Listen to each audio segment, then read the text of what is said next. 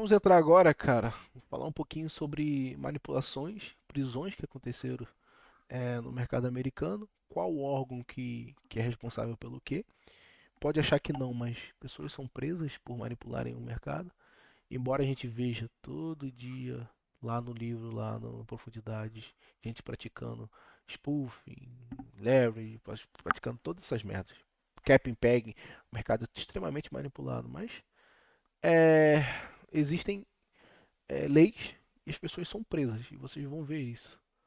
Inclusive, como é que é feita a investigação. Então, aqui é um guarda-chuvazinho. As empresas privadas, como CMI, a Finra, a Nymex, as bolsas, elas têm os próprios sistemas para identificar esses tipos de práticas abusivas ou práticas desonestas. Depois dela, a gente vem a esfera federativa, que é Nova York, o estado que pertence na lei tal de vários estados. E acima disso tudo, a gente tem o DOJ, a SEC e o CFTC. O DOJ é o Departamento de Justiça, a Comissão de Valores Imobiliários dos Estados Unidos e etc. Então aqui são os órgãos que até o FBI entra aqui, que são responsáveis por investigar manipulações, práticas abusivas, pessoas que, por exemplo, levantaram lá fundos com 50 milhões e pegam o dinheiro e some com o dinheiro desse povo. Então a gente tem essa regulamentação, cara, há bastante tempo. Porém, as prisões começaram a ser feitas, pelo que eu entendi, a partir de 2010, que a gente viu os primeiros casos de traders presos por causa dessas porcarias. Embora não fiquem muitos anos presos, a lei ainda é branda e pagam multas muito altas. Inclusive as instituições também pagam multas muito altas por causa disso. Onde vocês veem isso? Cara, no site da CFTC, você vê lá, ó, no boletim que eles fazem lá. O trader tal foi acusado de não sei o que, foi condenado por spoofing.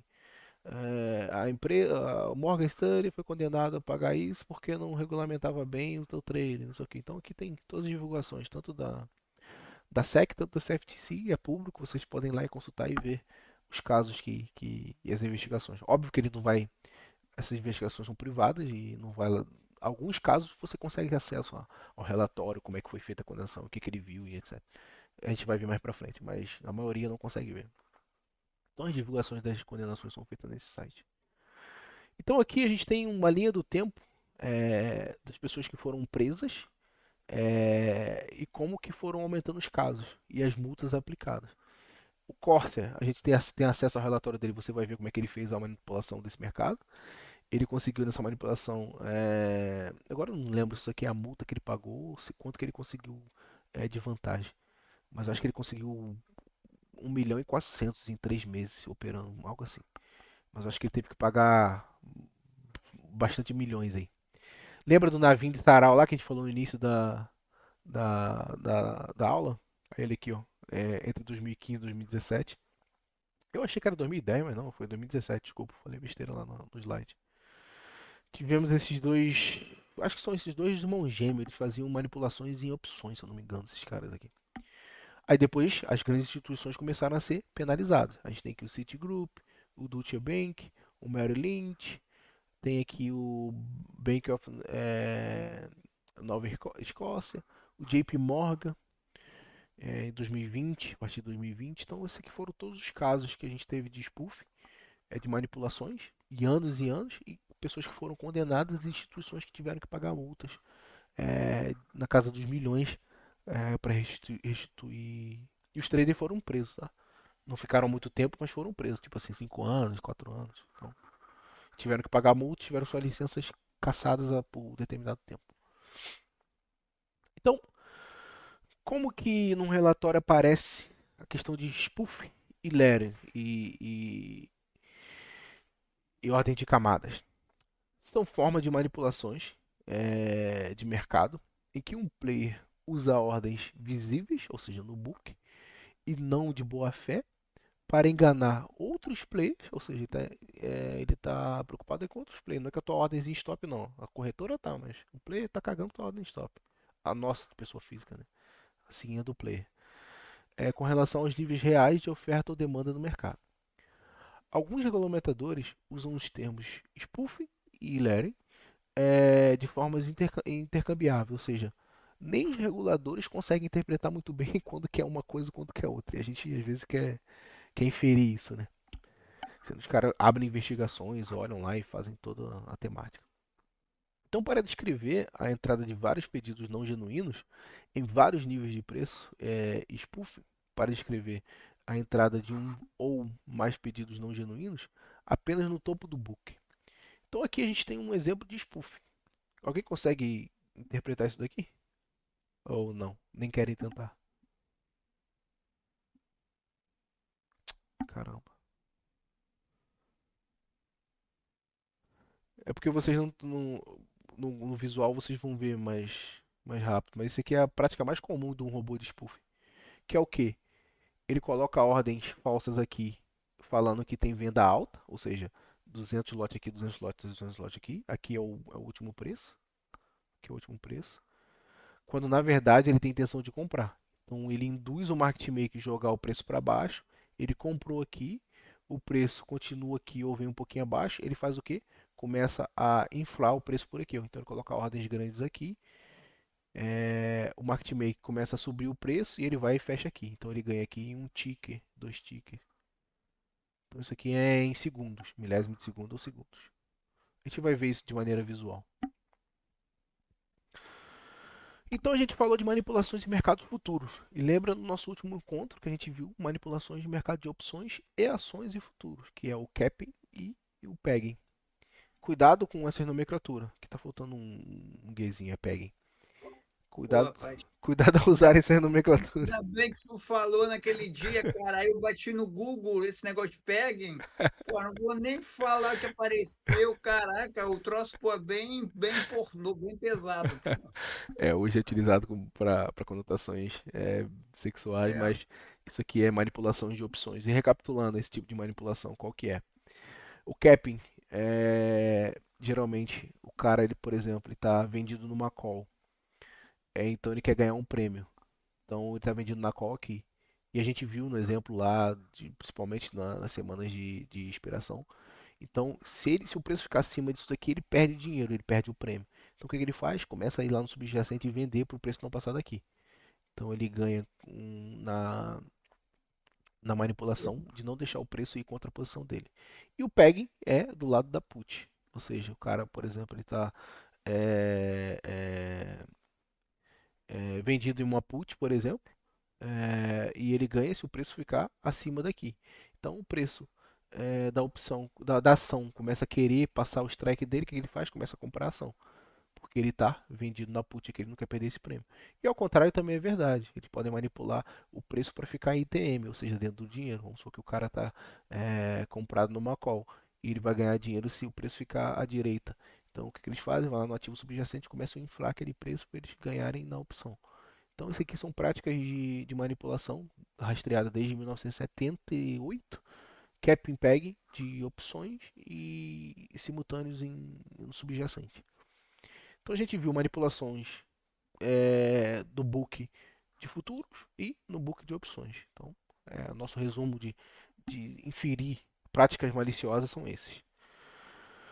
Manipulação de prisões do Departamento de Justiça e CFTC. Então aqui a gente tem notícia do Dodge, por exemplo, ó, dois ex-operadores do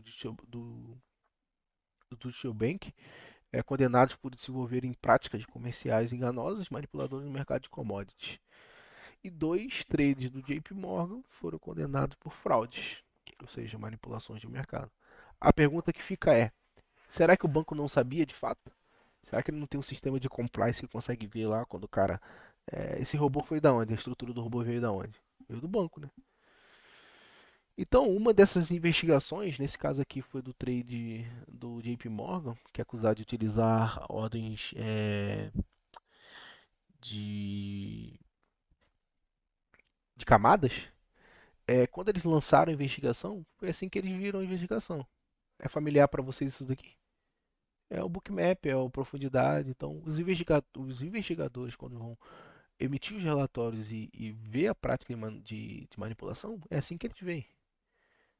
Existem sistema automatizado das bolsas, por exemplo. Vocês viram lá que a Finra é um órgão privado, então ele tem um sistema lá próprio para pegar manipulações. Então existem hoje inúmeros sistemas que é próprio para pegar manipulações dessas bolsas. Então eles conseguem pegar isso sim.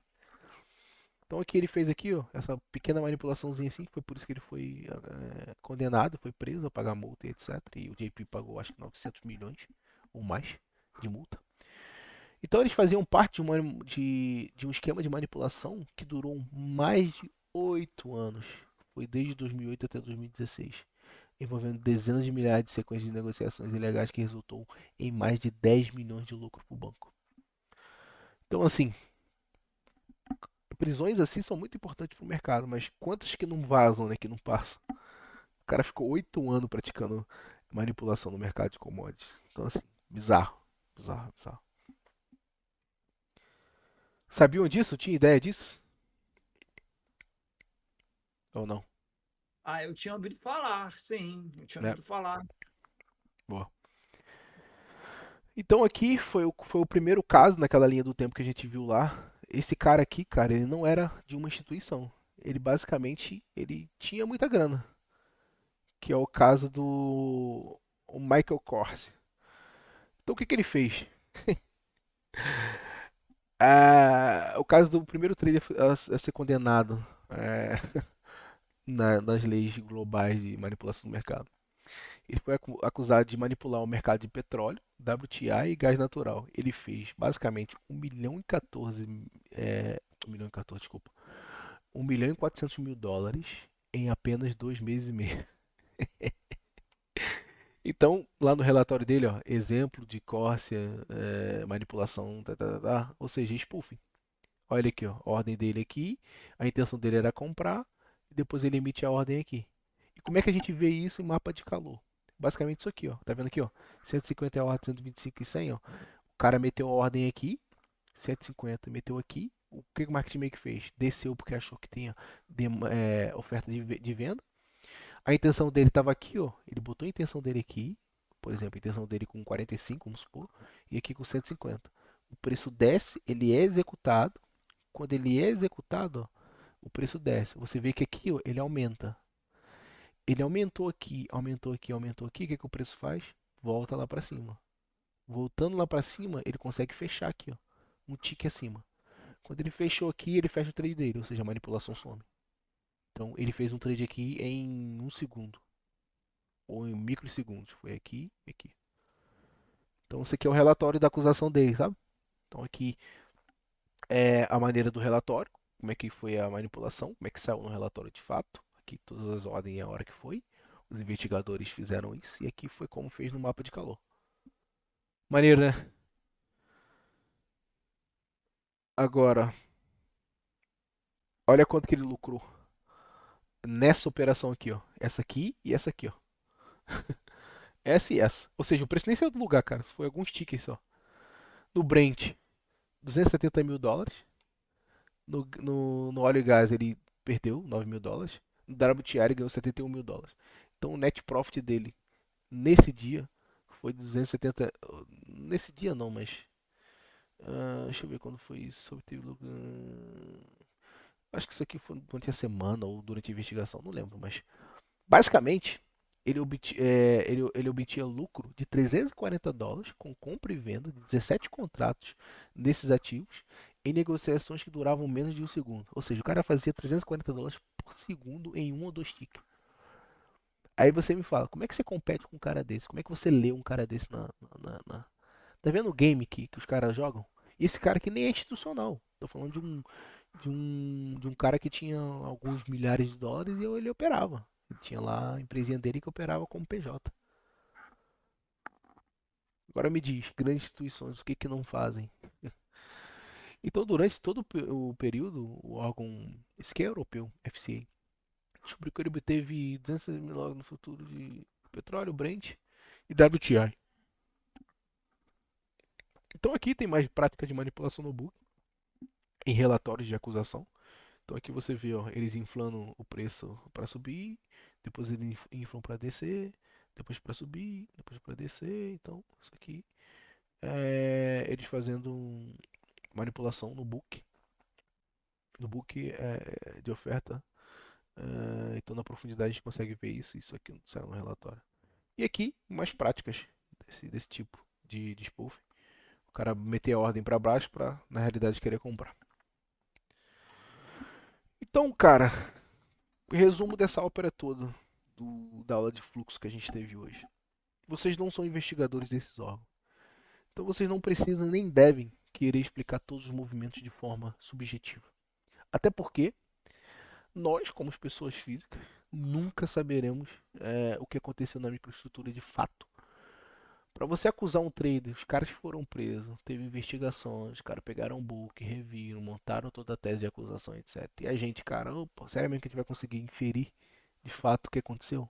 Então, acho que é muita ousadia nossa, muita prepotência querer falar que a gente, opa, tô vendo um cara ali, não tô vendo. Então, eu fico na, na minha insignificância.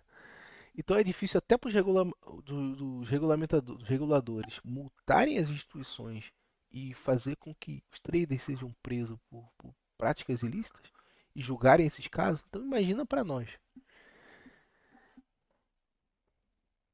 Então com isso eu meio que fecho ou encerro toda a nossa é, aula de fluxo e como que isso ajuda a gente no dia a dia, o nosso operacional.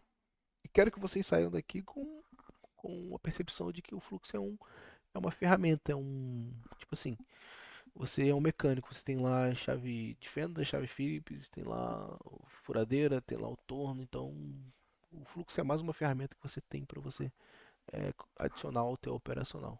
Não faça dele um santo graal, porque ele não é. Ele só é um auxiliar. Então aprendam a utilizar ele de maneira consciente e não fiquem viciados em profundidade, porque não é isso que vão te fazer. Que vão fazer vocês serem consistentes e traders autônomos com qualidade, né? Com uma vida útil grande, né? Alta no mercado. Dúvidas até aqui? Ficou alguma coisa que não sabiam? A maioria da rapaziada já era avançado em fluxo, mas Aí pra mim tá tudo ok. é, fechamos a lacuna de fluxo. E o resto do pessoal? E aí, Daniel, Jean, o Neto, o João, o Marcelo? Como é que ficou? Perfeito, Por mim tá ótima aula. fechado. Boa, boa. E aí, João, o que você achou da aula? Você que tá começando, tá vendo agora. Tá ruim, tá bom? Viu coisas que você não sabia? Acho que ele não tá aí. Tá sem áudio. Como eu falei, né? Tô sem microfone, aí Ah, sim. eu tá falando jogando no celular, né? E Tranquilo. sabe como tá tudo bem, cara. Da aula, tinha muitas coisas que eu não sabia, né? Que eu ainda tô aprendendo. Boa. Eu ia te perguntar as coisas da camada, como é que funciona essa manipulação de camada? Da camada? O layering. É ordem de camada, você falou, alguma coisa assim. Tá aqui, ó. Cadê? Tá no bookmap aqui, ó. Esse aqui é um caso bem extraordinário, né? Mas é basicamente isso daqui, ó.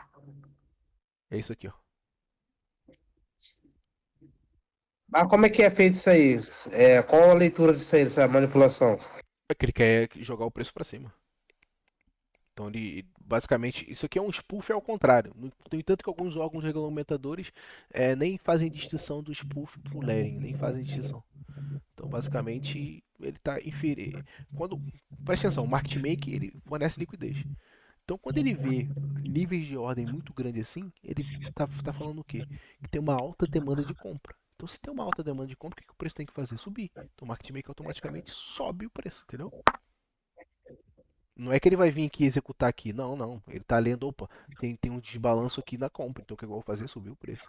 Então o preço vai subindo, ele vai manipulando. Que foi o caso do trade do JP Morgan, que operava commodity, que foi preso fazendo isso. Tá vendo aqui, ó? A ordem que ele foi preso aqui, ó, que na investigação apareceu.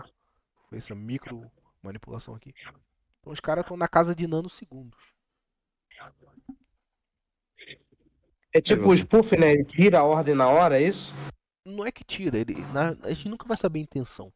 Mas o spoof a gente viu aqui agora, ó. O que é o spoof? O cara, ele faz aqui uma ordem de camada para jogar o preço para baixo, quando na realidade ele quer comprar.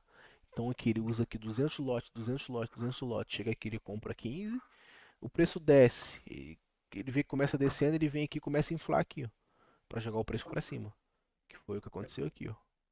Ó, que ele tá comprado aqui, ele jogou o lote dele aqui. Ele aumentou o lote aqui, fez o preço vir para baixo, executou a ordem dele. O preço veio um pouco para baixo, ele começou a chavear aqui, ó. Então ele começou a aumentar a compra aqui, ó. Então quando ele começa a aumentar a compra aqui, o que, que o market maker faz? Joga para cima, jogou para cima, fechou aqui, ó. Então ele ganhou o dinheiro aqui, ele comprou aqui e vendeu aqui em um ticker, um ou dois tickers, nem isso. Então isso aqui é um spoof. A ordem de camada é quando você, por exemplo, se ele colocasse aqui uma pancada de preço para esse preço subir, por algum motivo, que ele quer que o preço suba porque ou ele está comprado, ele quer que o preço suba, ou ele quer vender mais caro. A gente nunca vai saber. Entendeu? Ah, entendi. Por isso que na leitura de profundidade do Bookmap, eu atinei para vocês para ficarem atentos a só dois tipos de ordem, que é spoof, ó, que é o spoof. Isso daqui é o spoof, ou seja, o cara tá falando, ele tentou a primeira vez, tentou a segunda, na terceira ele conseguiu fazer. Ó. Isso aqui foi a mesma manipulação que o Corsair fez lá. Ó.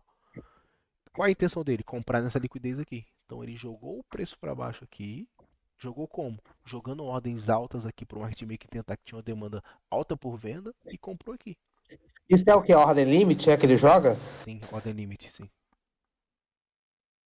Isso aqui é ordem de camada. Então ele deixou aqui por algum tempo e pum, foi subindo o preço. E aqui é o flip.